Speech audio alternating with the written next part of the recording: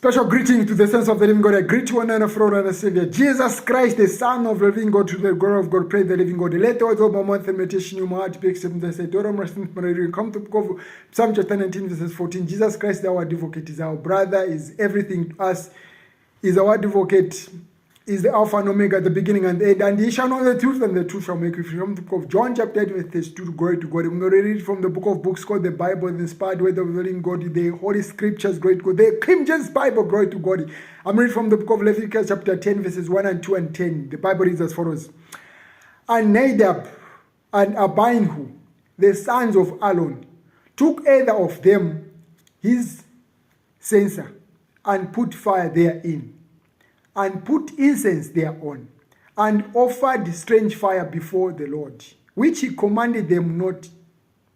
Verses 2. And there went out fire from the Lord, and devoured them, and they died before the Lord. Verses 10. And that he may put difference between holy and unholy, and between unclean and clean. May the Lord add a blessing to you in Christ. Amen. Here we are told these words, they are coming from the Lord himself. These two sons of Aaron, they were commanded, as they were priests in the temple, they were commanded never to offer strange fire before the Lord. But here they were intoxicated. They went in the sanctuary of the living God and offered the strange fire before the Lord. And the fire went out from the Lord and devoured them, and they died before the Lord. Giving us an example to everybody who's going to offer strange fire, doing things that are unholy in the presence of the living God. Offering strange fire. Strange fire has been offered. The sermons that are preached sometimes are strange fire. Strange fire has been offered in different ways. Here we are told, he commanded them not to do that. And this is what we call every action, there is an equal and opposite reaction. When they performed that act of offering strange fire, they acted, it was an action, but the reaction came from the presence of the living God to devour them. My God, they died.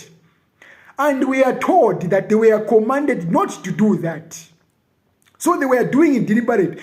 The Lord watched them coming in the sanctuary. He did not want to stop them. No, he wanted them to execute their plan, their action, so that the reaction can come from the presence of the living God.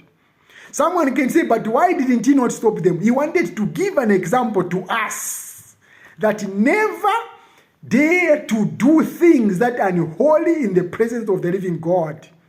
And also we are told that Moses was told by the Lord, you must say to Aaron, he must not mourn nor cry for his children, my God.